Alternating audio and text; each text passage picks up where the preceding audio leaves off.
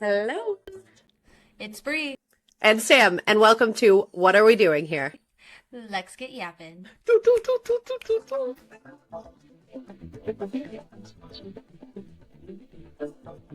Now I'm looking at your beautiful face. Welcome to episode 10. Did you realize it was 10? I did, because I looked today and I was like, oh my god, we're at 10. That means we've been doing it. Oh, it's just like, you said this last week, I think Mondays are super exciting because, like, when work is done, I have something to look forward to.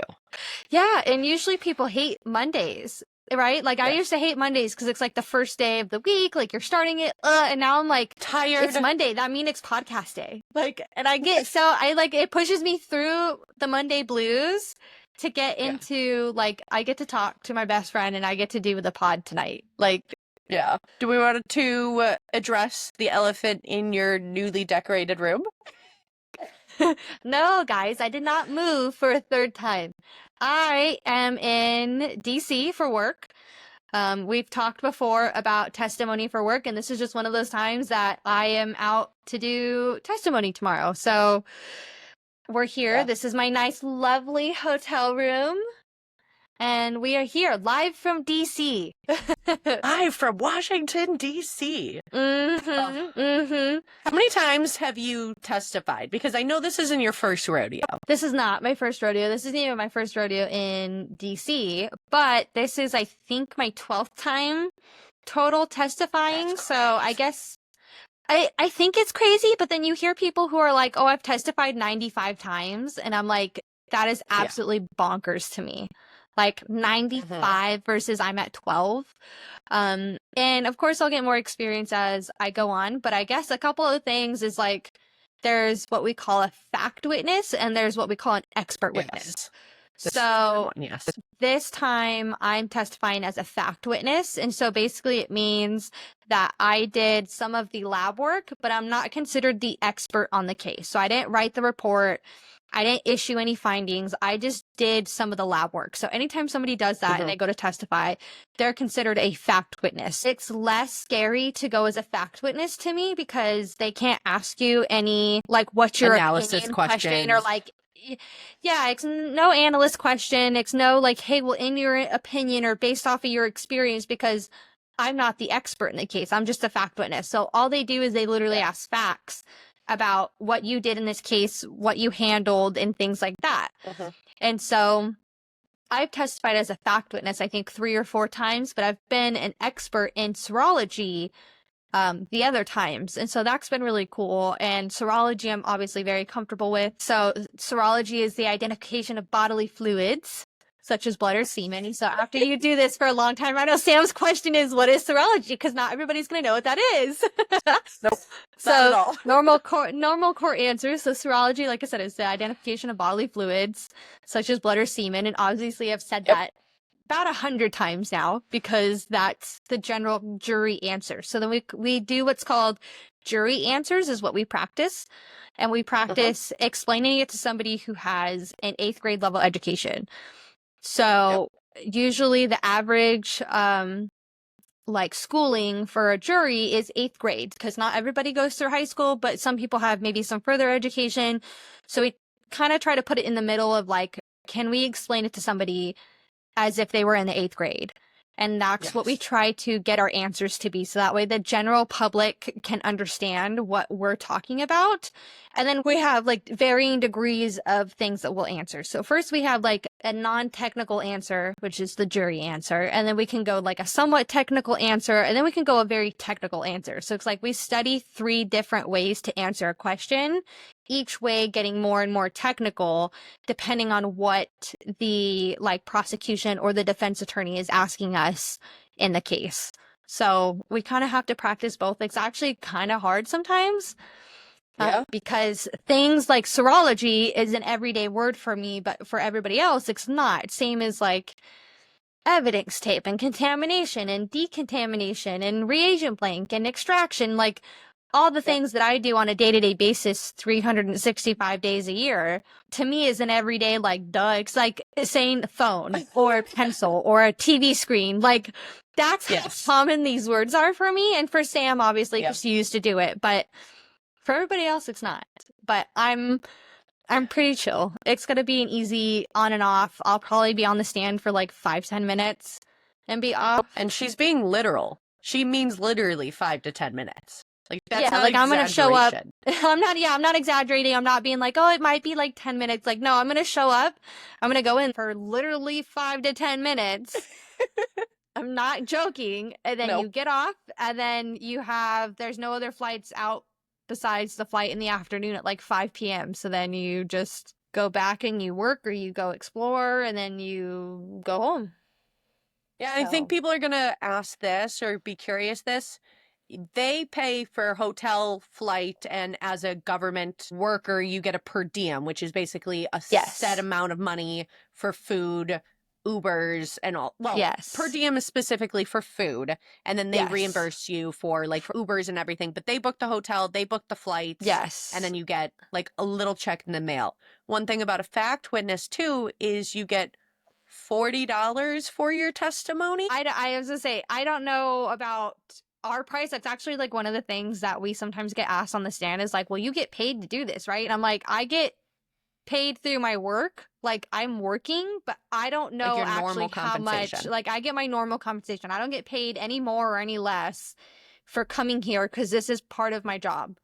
Like, I'm doing my job. So if you're paying my work something else, like, I have absolutely no clue about it. Like, I don't do the quotes. I don't deal with that part of the work. It keeps us very unbiased. Like, I'm not doing this for money, right? Like, I'm not making any extra money by going to court. Like, I'm just getting paid my normal hours, and then I'm getting reimbursed for, like you said, food and, like, my Ubers. That's it. Like, you get $40 since the 2 times that I've testified, I had left the forensic job. So I've testified as like a more or less civilian, and I get $40 for testifying. And it's like, thanks. Yeah, like, great. I see. Yeah. Like, you have a subpoena. Like, they give you a subpoena, like what you see in TV. It's pretty accurate. Court name, here you are, where you got to be, blah. Can you tell people what happens if you decide to not listen to that subpoena? I don't want to find out. It says on there, but it's the same as like if you got summoned for jury duty and you don't show up, like, right, you could face a fine or go to jail. The subpoena is kind of the same thing, except for I knew somebody who used to work at the same company that I did and moved to like a remote location, wasn't doing it, and she wasn't answering. They showed up at her door and said, hi, thank you, you need to come with us, we're going to the airport. And I was like, what? So like they will send court marshals to like come get you and be like, no, you were summoned to court, and then you still face fines as far as I know. Again, I don't want to find out. Absolutely. I just listened to it. But it says on it. Let's find out, shall we? Yeah. I don't even know. I'm like, watch it not say on here. It has to. It might be on the second page that I never print. You printed it out? Yeah. Well, no, don't show that. Well, yeah, you can blur it because I need to know the name. So it's almost like when you go to an airport and you have the like departure flights and you're trying to find your gate. It's the same for finding the courtroom. Like, I need to know the defendant's name, so when I get there, it's in your email. No, they don't tell you the courtroom. The subpoena. No. But they sent you in a PDF. Oh, shut up. Yes, it is. You stupid ass. But it changes. But I always look at the name, and I go, oh, this is the name, because it changes sometimes. My sometimes they don't. If your courtroom changes, you would go look at the new subpoena they had. It doesn't matter that you have it on a piece of paper. No, I don't know. I've always double checked when I got there on the thing because I can never. That's sometimes fine. Sometimes I feel like they don't check it out, but I always check on like the little. You pull up your email and I don't you have go my to email the on my PDF. phone. I don't have my email on my phone or Teams. Remember? Oh, there was like a huge thing. Fine. There was like a huge thing with like security, and it was like if you had email or Teams on your phone, if there was a breach of security, they could seize your phone and wipe your phone. And I was like, and email's gone and Teams. So I haven't had email or Teams on my phone for, I mean, at least I think 2 years now at this point. All right, so you're excused. Yeah, I'm like, that's why I print. I don't print a ton of stuff, but I print a couple things so that way I'm not like, I don't remember what name it is and like what room I'm in and whatever. Like I at least have that so I can look. But you should have just said I don't have the email. I would have been like, yeah, of course I would have printed it too. I Like, forgot that that makes you a lot of didn't. sense. I forgot that you didn't know I took that off, which also has No, been I really knew you nice took it off, but for I work-life forget. balance. It's been really nice for work-life balance. I used to check my phone and my email and my Teams after I was Yes. off of work, and I I do it basically now. was checking work stuff for free. And now I don't. It's like when I'm off, I'm off. It's been wonderful. I'm I should less probably stressed. do that. I highly suggest it. I think it's great. But anyway, so yeah, you go, there's like screens that tells you the name and like what courtroom and you're in and what the judge is, and you got to go find it and you go in there and you Yeah. sit. You don't talk to people. You can't talk to. This is kind of the one thing that I think people maybe don't know is like No. you cannot talk to other people about the case, especially while it's in progress. So even when I go in to testify and I come out, I can't be like, "Oh, this is what I talked about." Like until the case is finalized through the courts and everything, like you can't talk about it. Like even if like there's two of us that are here to testify today, there was three of us, or we're here to testify for tomorrow. There was three other people who were here today to testify, and they probably went one after the other after the other. They still can't talk about it until the case is finalized. So like until there's a decision, like we can't talk about what happened in the courtroom. Like it is I all thought like you could after you testified. because you can still be recalled. Oh. That's what happened. I might have broken that rule.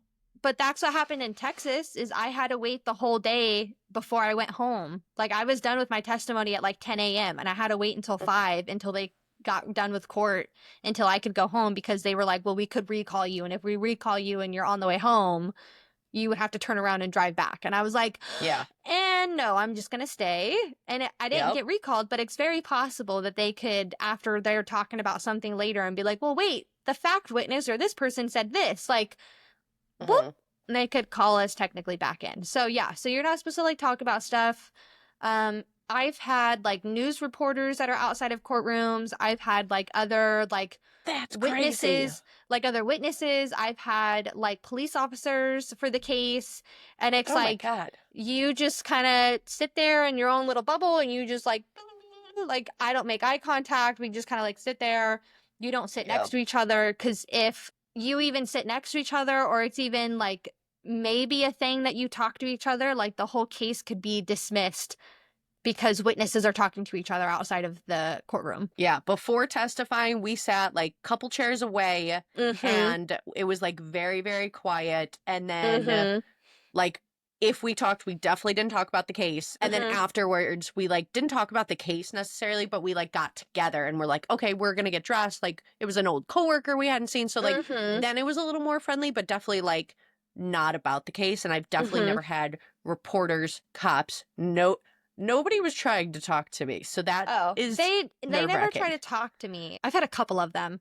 And they're just like outside, like they're just doing coverage on the courtroom. So they know not to approach us.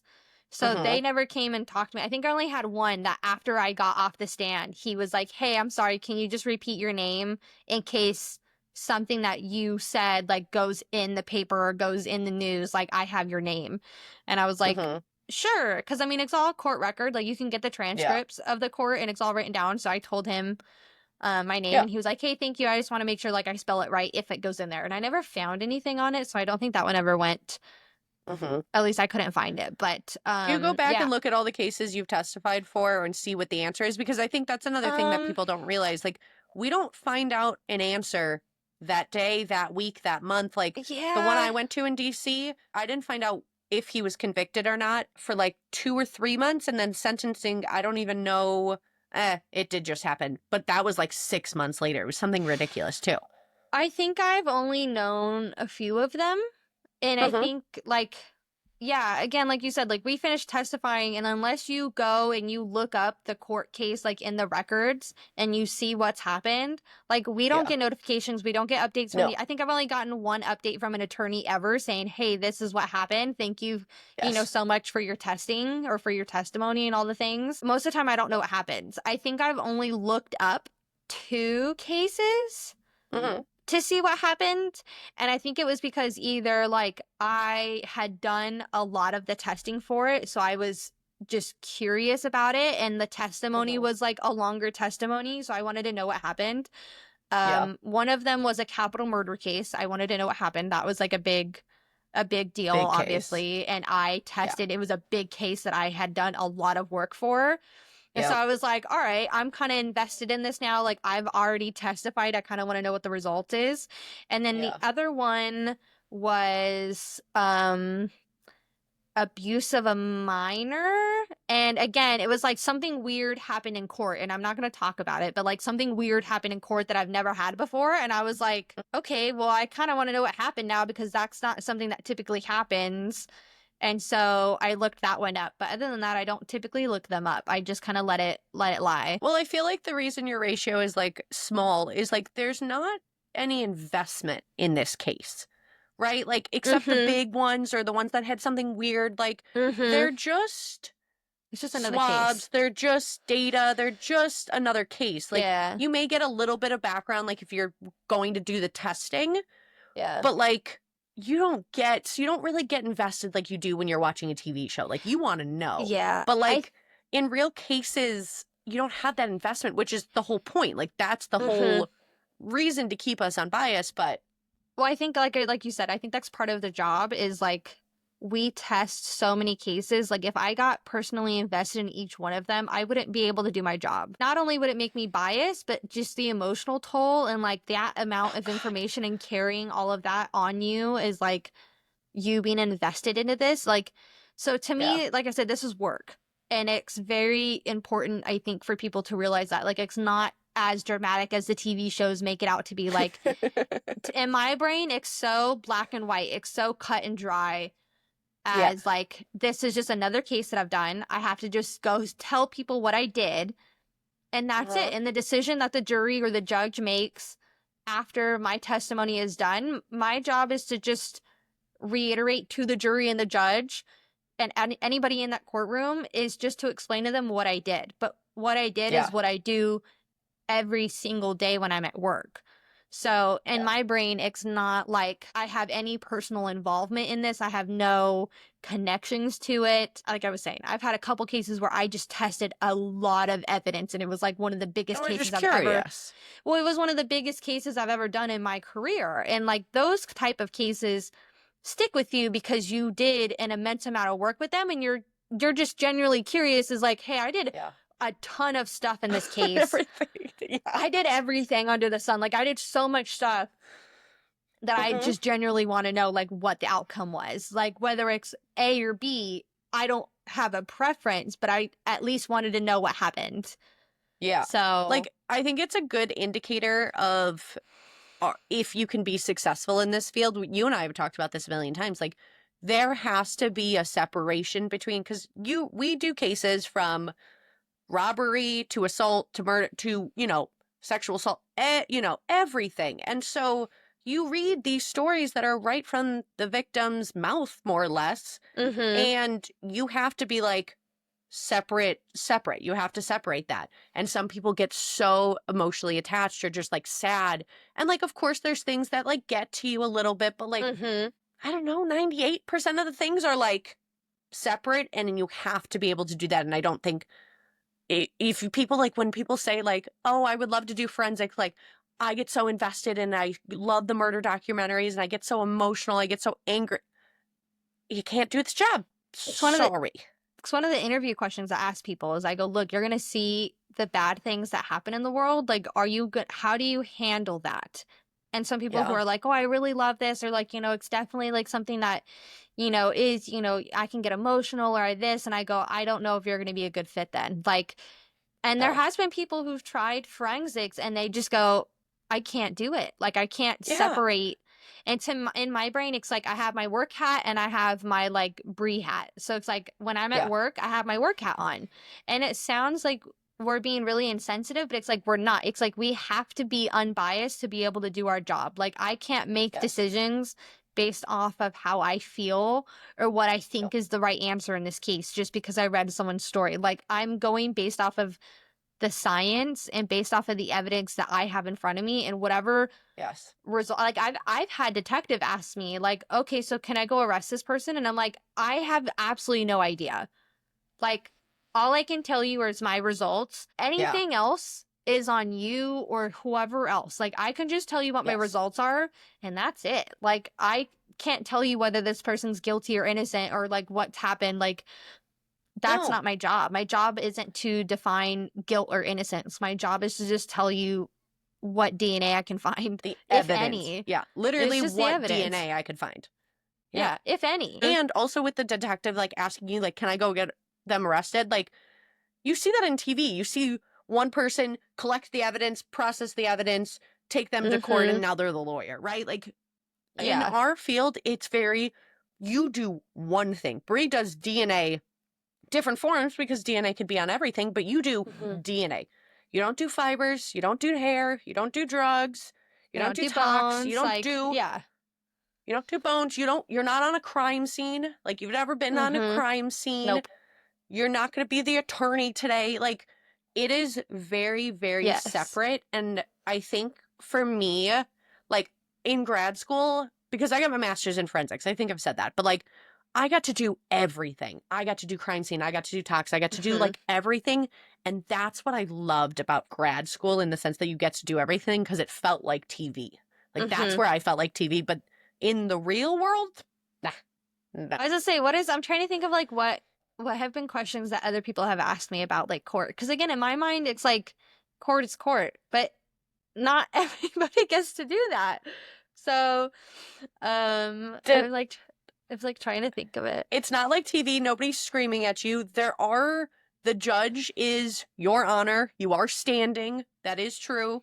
The judge can call off testifying in any second. The first time I had ever gone to testify, I remember, because you were like, you called me after and you were like, what is this? And I was like, oh, like, you were like, I didn't know what I was supposed to do. Like, was I supposed to stand or sit there? I don't know. I guess, to people, there's court etiquette, and that's not something that I feel like people, you would never know that just from like, you might think you see whatever's on TV, but no, like, there's court etiquette. There's a way that you're supposed to go in and you raise your hand, you know, say your oath that you're going to tell the truth, the whole truth, nothing but the truth. Like, all that's real. But that is true. That is true. Like, that part is right. Like, you have to swear under oath that you're going to tell the truth, right? I've stupidly, they were like, raise your right hand, and I raised my left hand, and I was like, no, dumbass. I know. And then he like looked at me, and I was like, that's not. I was so nervous. It was like one of my first times, and that's but that's the whole thing. Is like, we're human. That makes me feel better. But like, we're all human, and everybody knows that. The judge knows that. The attorneys know that, and then the jury senses that too. When you're like, this is my first time here, or I've only done this 2 times, like.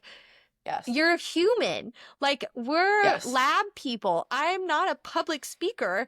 Like, I can talk about this, and the podcast helps, and I've obviously been doing this for a fairly long time now. Like, I have a little bit more confidence, but for people who are like a year or 2 years into this, like, for them to go and do this, they're like, I'm used to being in a lab with like 20 people, and now I have to go in front of every day. That I know every day and we talk to, but now I have to go use like official court language and like understand what happens. And I mean, the attorneys too, like, so the attorneys can bicker like back and forth, and they can like objection, sustain, like all of that. And if you don't know what that means, you're like, do I answer or do I not? Like, you're looking around like, what do I do? And the main person to really look for is what I try to tell Sam is like, you look at the judge and you're like, he's like, yeah, answer. And you're like, okay, like, can I answer or can I not? Because what you don't want to do is if you say something that you're not supposed to, they will kick the jury out, or he'll talk to the jury and be like, hey, you have to forget that she said that, because that wasn't right. And they'll either ask you again or ask a different question or like word it a different way. So a lot of it is kind of like a waiting game, and you're like, okay, is that what I'm supposed to do? But again, these attorneys have no science background. So it's somebody who has a law background talking to a science person, trying to explain it to anybody who, like, your average Joe that's on the street. And so it's like a whole skit. And so And it's not, yeah, it's like you're formal, you have the formal etiquette, but Mhm. everybody realizes that you're human. Like the attorney, the reason I like freaked out for a second is because I forgot the attorney made a joke during my testifying. He said, oh no. we get all the way through and he goes, one last question. And I go, okay. And he goes, what's your middle name? And I go, um, blank. And he goes, okay, I was just wondering, this person's done. And I was like, oh, so no, Okay. just because he thought it was funny. So anyway, this is the first testifying that I ever did. People believe they know you're human. This attorney is like joking with me. But halfway through my testimony, I'm testifying and they gave me the box of evidence and I'm like uncomfortable to touch it, whatever. I'm like talking and the judge stands up and goes, send the jury out of here. I can't even explain how much I panicked at that moment. I was like, Mhm. did I say something wrong? What was I supposed to do?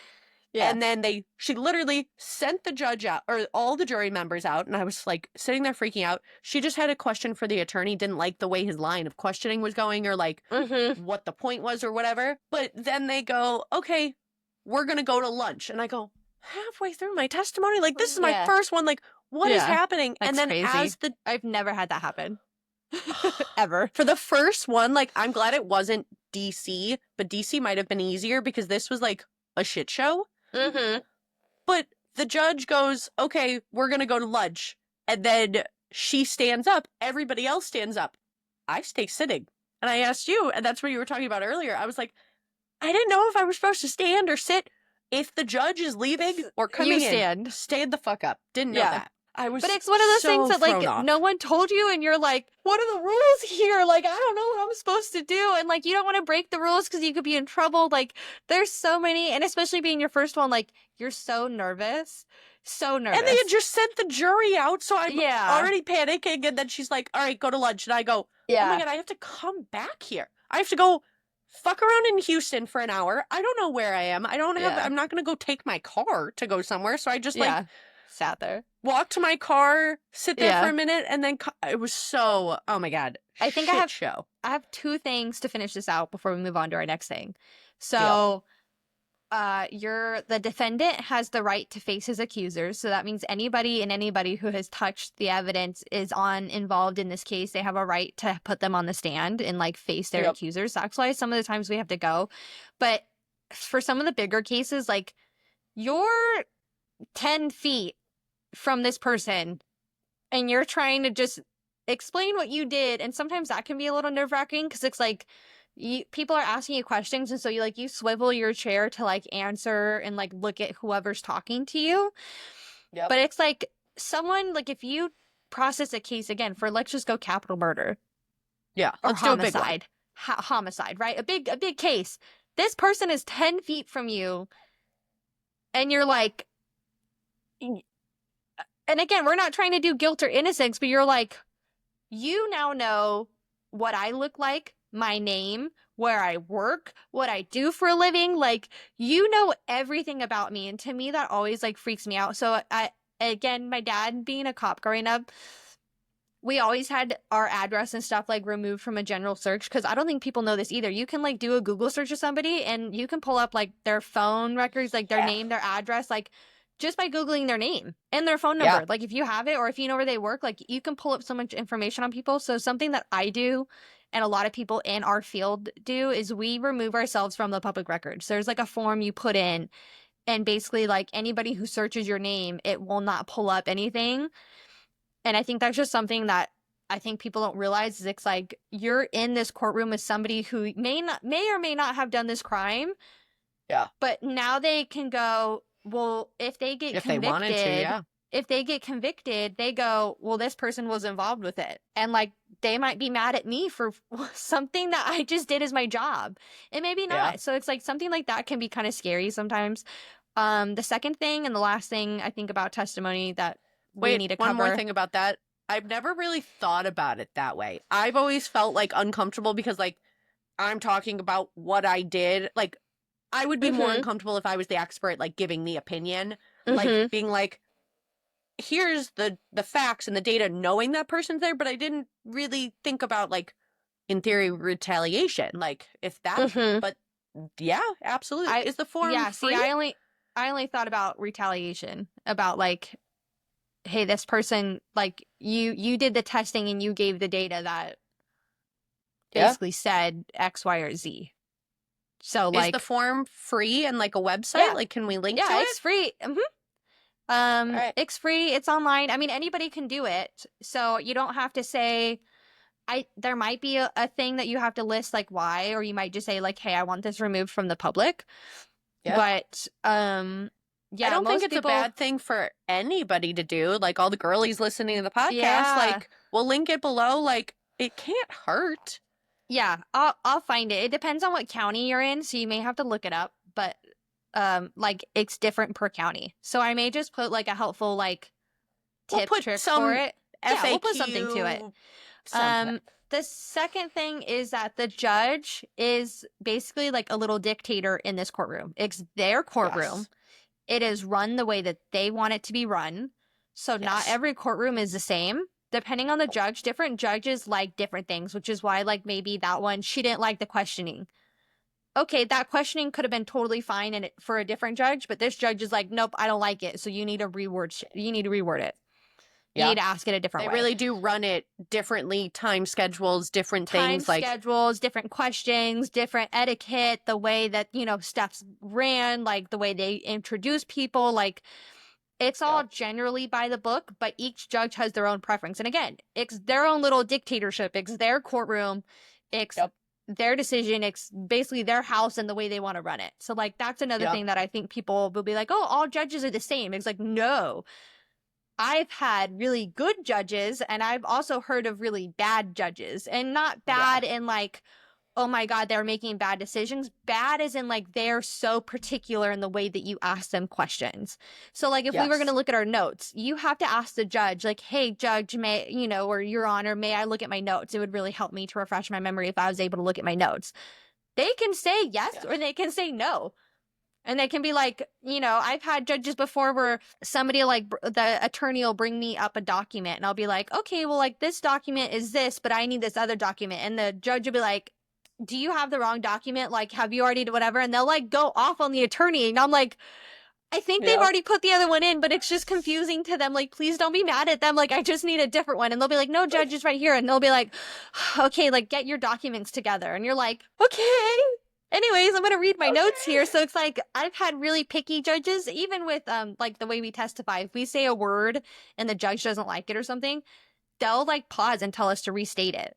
And so then you have to find a different way to restate what you just said. And I think that's maybe one of the hardest things to do, is like if you get asked to restate something a different way and you're like, okay, let me try to find a different way. Like there's only a few ways I can say this, so let me try to figure out what you're not liking. So yeah. Anyways, and that's why we practice it with the 3 different versions, because it is hard to come up with the spot. Like, I call Bri, the 2 times that I've had to testify, I've had to call Bri and go, what is the word to describe? We put a label on a tube with a number and a letter, and it relates to, well, it doesn't matter, but we put a number, a barcode, and a thing. Yeah. And they're called uniquely something, but I, for the life of me, cannot remember. Unique identifiers, because I was like, to other people, you're explaining it as like, we put a unique identifier on each tube. So each sample has a unique and different way that we identify this tube. So unique identifier. And Sam every time is like, what's your word again?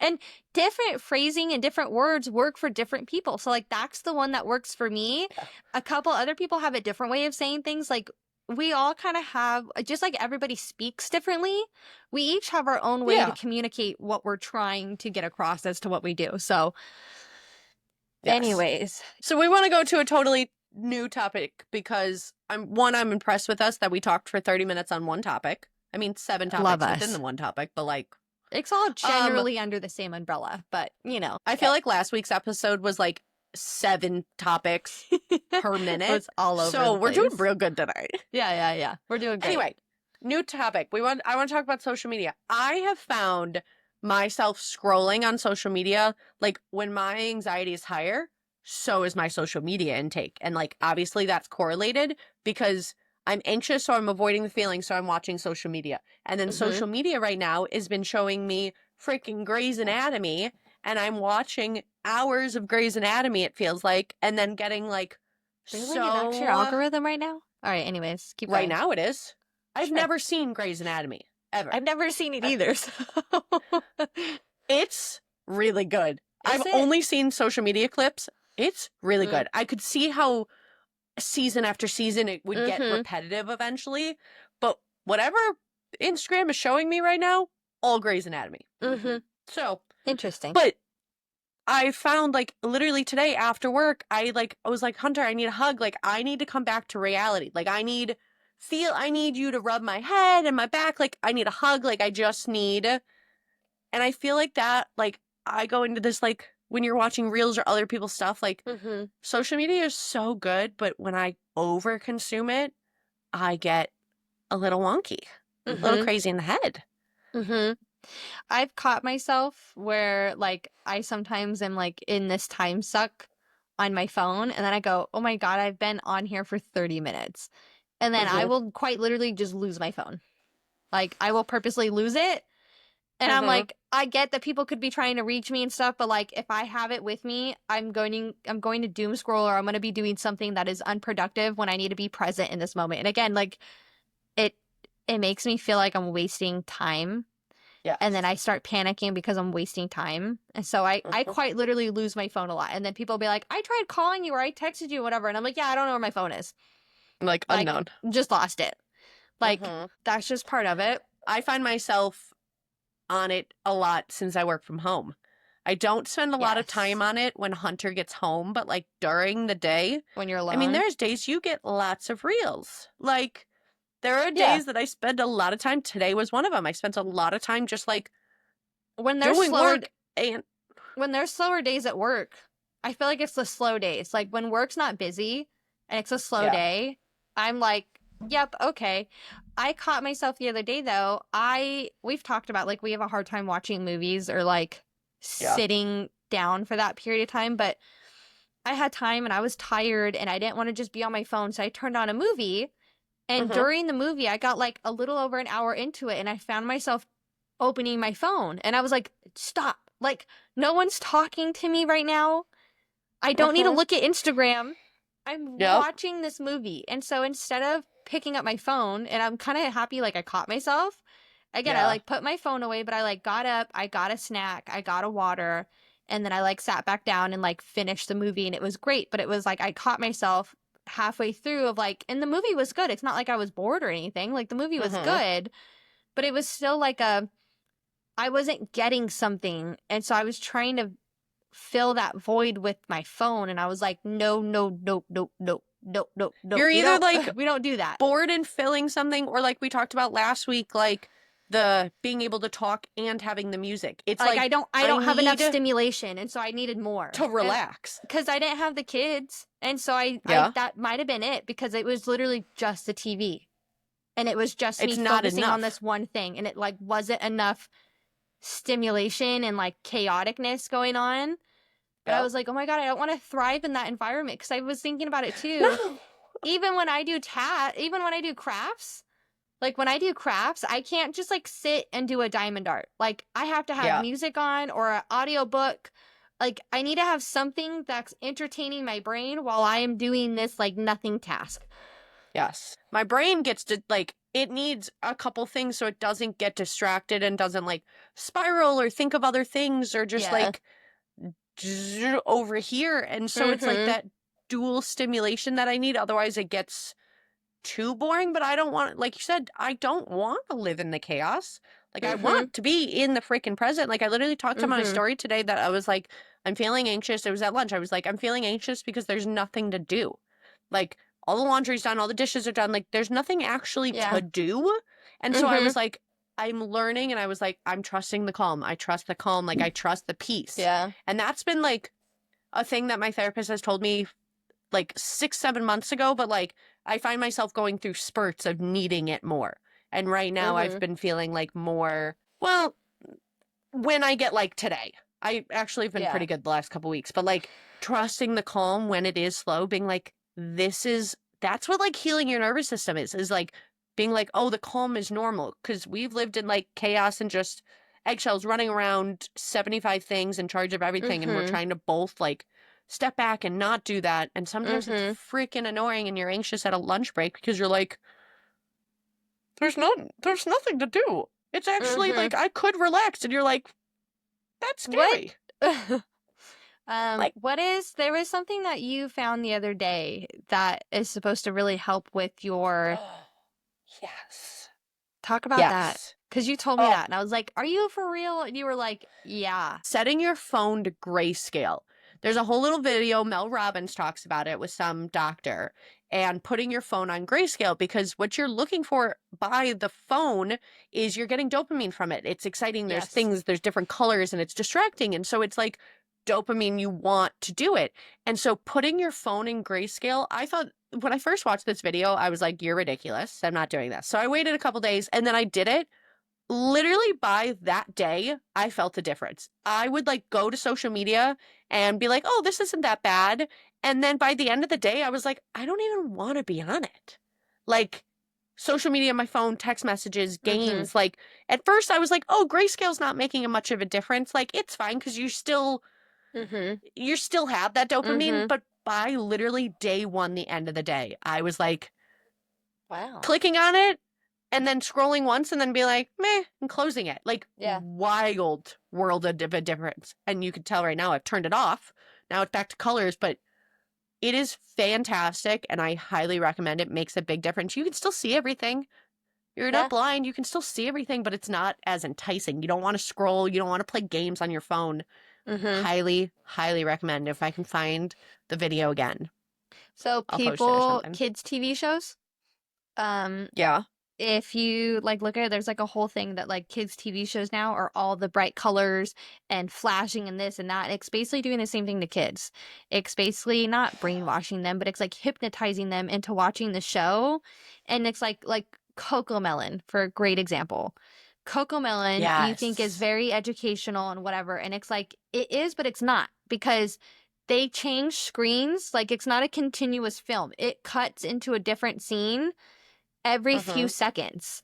And so it's a constant change. It's like we're almost training kids for social media and like for them scrolling. And like after I figured that out, I was like, holy shit, like, oh my gosh. And it actually has been a big thing now of like, I've cut screen time down. I think it's unrealistic to say that no screen time because there's screens in everyday life. However, like, the boys like their tablet, but they play it for like 30 minutes. And then they're like, okay, I'm done. I want to go wrestle or I want to go play swords. Yeah. Even with TV, it's like we'll sit and watch a movie, but that's after we've had like no screen time all day. And the boys have actually come to be like, I'll be like, hey, do you want to like turn on a show for a bit? And they'll be like, no, I don't want the TV on.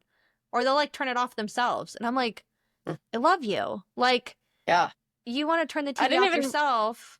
But yeah, kids' TV shows, because even if you think of it, like, there's a whole bunch of them. But, like, the colors and the changing of the screen and whatever. So it's like, yeah, your kid might be on YouTube Kids, but is YouTube Kids, like, what show are they watching on there? Like, if you compare what does it actually look like? Like, what does it actually look like? What is not necessarily the content, but, like, what does it look like? So... yeah. That's been, like, you're teaching, a big thing. I mean, that's like marketing, right? Like you want your chip to be the most addicting. You want your drink to be most addicting. That's dopamine. And they talk about it in this Mel Robbins video. Dopamine equals attention. Attention equals money. So the more that kids want to watch the show, you want to scroll on social media, anything you buy, like you're literally teaching people to be addicted to the dopamine. And I think that's what like people didn't have before social media. You got dopamine from your current environment, like what is going on surrounded around you. Yes. Rather than like, what is Joe Schmo in Washington, D.C. doing? Like, I don't care, but when you're watching social media, I got so emotional. I texted you the other day. I watched this 4-part series of this girl getting cheated on before her wedding, and I was like, what the fuck? Like, why am I sad? Why am I, what? Yeah. I've definitely gone through periods like that where it's like my algorithm will change or something, and it'll be like all this sad, and I'll be like, nope, we're done.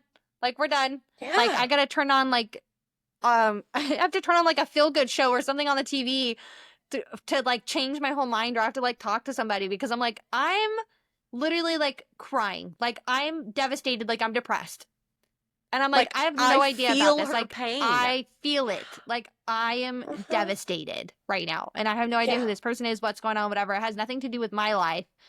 But now I'm affected by it because I saw it on social media and whatever it was. Like, can't do it. But so speaking of social media, we've touched on it like one other time. I obviously have, not obviously, but I have a Bookstagram account. And I started it because I read a lot of books. I've kind of I've dwindled it down, okay? I've dwindled it down. You have. We were overcompensating. We were trying to I'm like losing read the word for the it. years you hadn't been reading. Read for the years I haven't been reading, but we were escaping. We were doing escapism. We were escaping real life to go to the go to the books. And I still heavily enjoy reading. I've always enjoyed reading my whole life, but it came to the point that I was like, people were asking me for reviews or for suggestions or stuff like that. So I was like, well, Bookstagram is like a whole book community. And it's literally just people who have made book accounts who we talk about all these different books, and you get ideas and you get recommendations and you communicate with the authors and you make funny skits like, about like night court and like spring court and like going and to so ball, it's like stuff that I wouldn't share on my personal page, but like stuff that I want to share with other book nerds, right? So I have my own Bookstagram and I've done reviews, and I'm not as much on it as I still look at it and I still communicate with authors and stuff like that. Yeah. I get ARC reads, which if you don't know what ARC reads, I cannot remember what the heck ARC stands for. I'll put it on the screen. It's something. Yes, Sam will put it on the screen right here. But basically, you apply to get a book before it's published, and you read and review it to help promote it. So that way when it does get released, it already has reviews and people can see the reviews and see if they want to like it. And you're also promoting the book and the author. So I do those quite a bit now, especially with authors that I really like. I'll apply for the ARC reads and I get them most of the time. So then I read and review them, and it's super cool because I get this book before it's been released and I get to read it and talk about it. But recently on Bookstagram in the community, and this is what I love about, this is one of the pros of social media.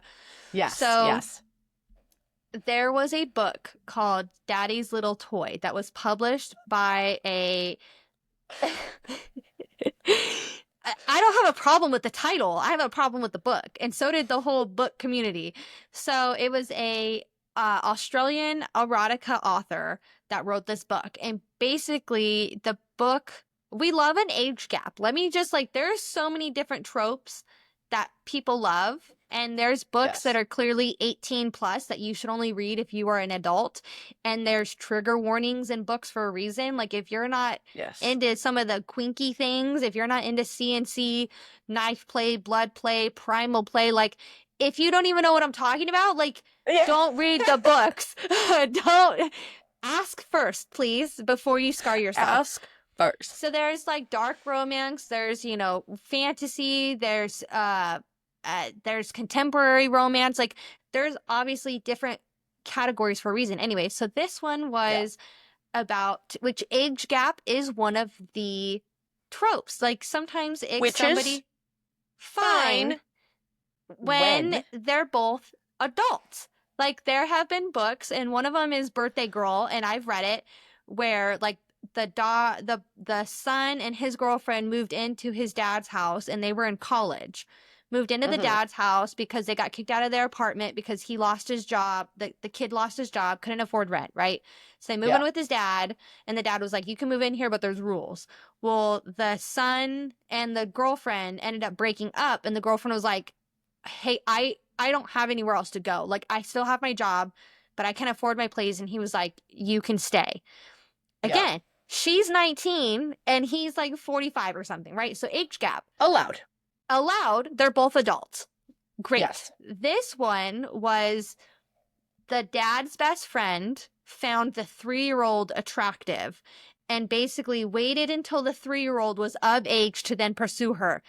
That is pedophilia and that is grooming.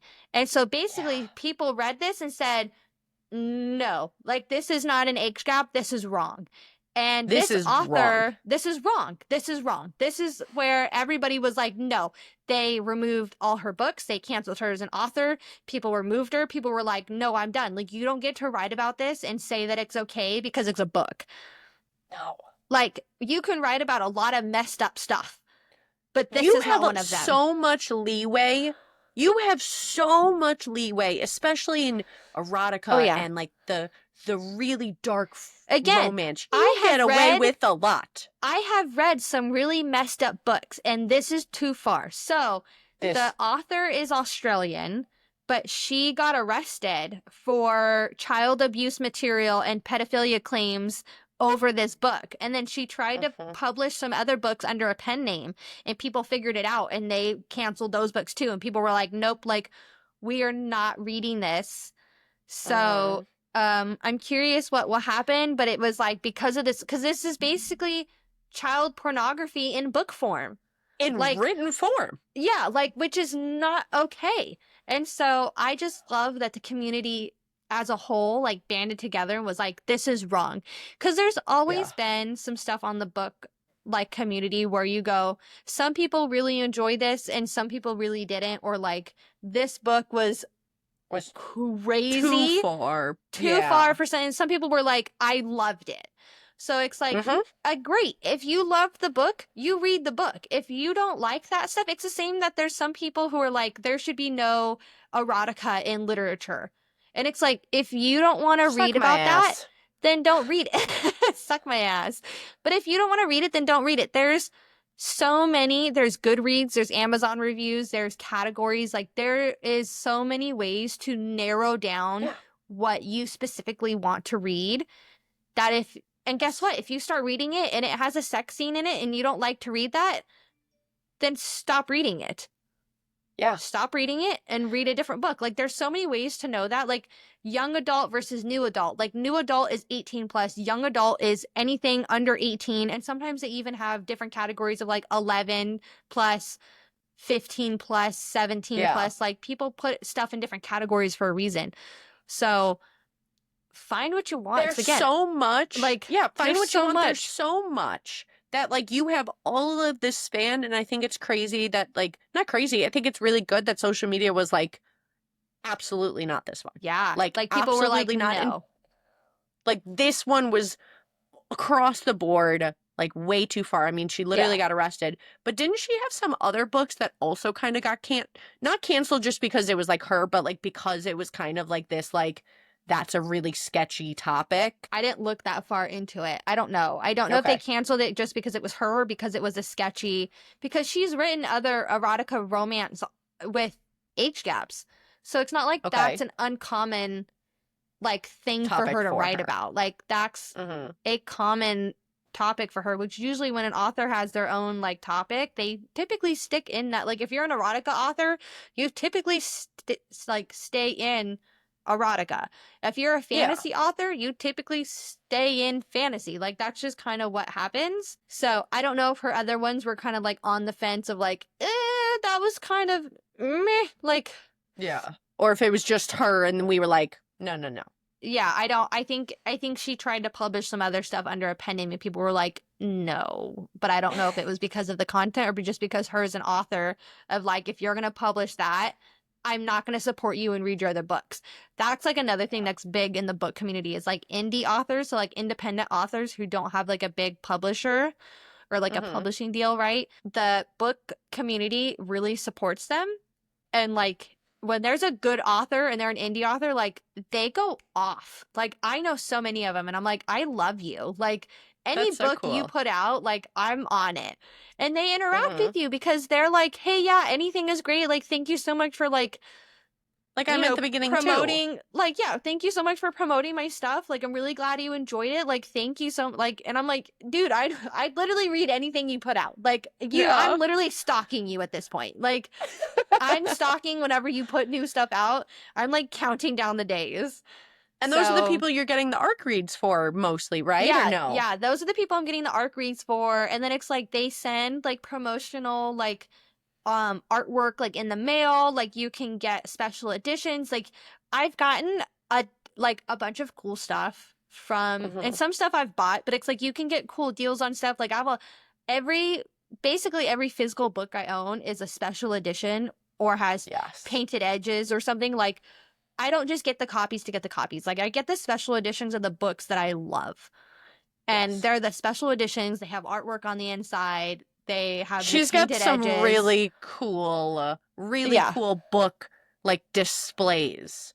Speaking of, are you going to put your book display with your crowns from the old house? Are you going to put that up again? Because if not, yes. Okay, good. Yeah, I just have to hang the shelves first. That's fine. I loved the way that you designed it with like the different colored books with different colored crowns. When she finishes it, we'll post a photo. It might not be by this episode, but like I have an old photo of it at the old house, so I'll just find that later then. Yeah, I'll just show that picture of what it looks like, because I had the color schemes with the colored crowns, and it actually worked out like perfect. They're really cool. Yeah. Anyways, we love the book community, and I thought it was really cool that they banded together for this, because it was like a good thing for social media and for people to just be like, yeah, we read messed up books, but this one is too far. Like, this crossed a line. Like, again, I've read some messed up books where like I've had to take breaks because I'm like, all right, this is hitting hard. Like, it was some heavy stuff. It was still so good. Good. But you were like, I need a quick break. I need a break because this is so heavy. And it was like, kudos to the author for writing this. But again, you find what you want to read. But this is like my one like pet peeve with book people is it's like, don't shame me for liking what I like to read. Like, I am a 29-year-old mother of two. If I want to read my smutty books, if I want to read my smutty books, then let me. I'm not hurting anybody. I'm not forcing it on anybody. If you want to read your contemporary Hallmark book, then you do you, boo. If that's what you like, I'm so happy for you. I am happy. Now, am I going to read it? No. But I am happy for you. And I'm not going to, if you want to read my book, then great. But don't be like, oh my God, you see how many trigger warnings were in that book? Like, yeah. Do you know why I picked the book? That's why I wrote it. Do you know why I picked the book? It's because there was a trigger warning that was this many pages long.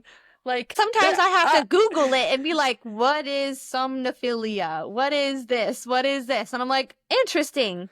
Okay, let's see what happens here.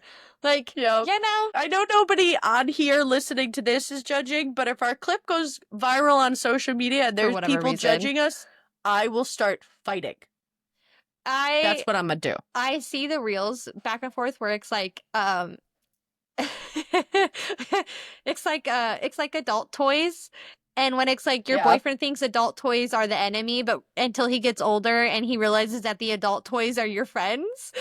It's the same with the book. Like, the adult toys are there for you to increase things. Like, you're not competing with. You were playing together. You were friends. You were playmates in this scene. You know what's so silly is like how immature the guys that are young, because I had ex-boyfriends that were like, no, you can't use that because you're gonna like it better than me. Clearly, yes, but like that's like such an immature thought that I obviously have experienced, but I didn't realize like how silly and immature it is. But until you're like with someone and they're like, I'm gonna use this along with this and along with me, and and then you're like, wow. But it's the same with the books. Yes. The men who are like, you shouldn't read that book because you're basically reading it, it's porn, and you're watching porn and you're cheating on me and whatever. And I'm like, it's a book. It's a book. If anything, book. Yeah, I was gonna say, if anything, I read the book and I go, hey, wait, I like this. Can we recreate this? And the men go, that? Yes. Like, it's a win-win for everybody. I'm basically but I am basically reading new ways for us to have fun time together, adult fun time. So I come to you with ideas, and we are adults, and we have a conversation about it, and I go, hey, I read this. I think I would like to try it. Do you want to try it? And you say yes or no. And if the answer is yes, and I say yes, then we try said thing. Wow, magic how that happens. Mind blowing. It's a win-win for everybody. And if I go, because I also know some people who read dark romance and they go, I would never. And I'm like, oh, Yeah. okay. There are people that and they're like, would will you read it? And that's it. They just want to read it. And then they're like, would you? And I was like, Why do you think I'm reading said thing? Do we want to open that can of worms? It's the same. It's like comedian where it's like, what are you doing here? And can you tell me about your work? And it's like, not unless everyone gets real cool about a lot of things really quick. You know what I'm talking about? It's like, tell me about your book. What's going on? And it's like, I would. But everyone in here would have to be real cool about a lot of stuff real quick. Like, I can't tell everybody because not everybody in this room is going to agree with what is in this book. So I feel like that's the same. If you go to ask somebody a question and it's about, me and you are so open about like schmeck stuff, right? Like, we're going to try not to get, it's the same when I say quink. Like, we're so open about quink stuff. That I was wondering why you said it like that, but that totally makes sense. Because if you follow anybody on social media who is like, they say schmegs. Smegs, SX, educator, quinks. Like, because if you say the actual word, it will get flagged and pulled down. Like, wrong.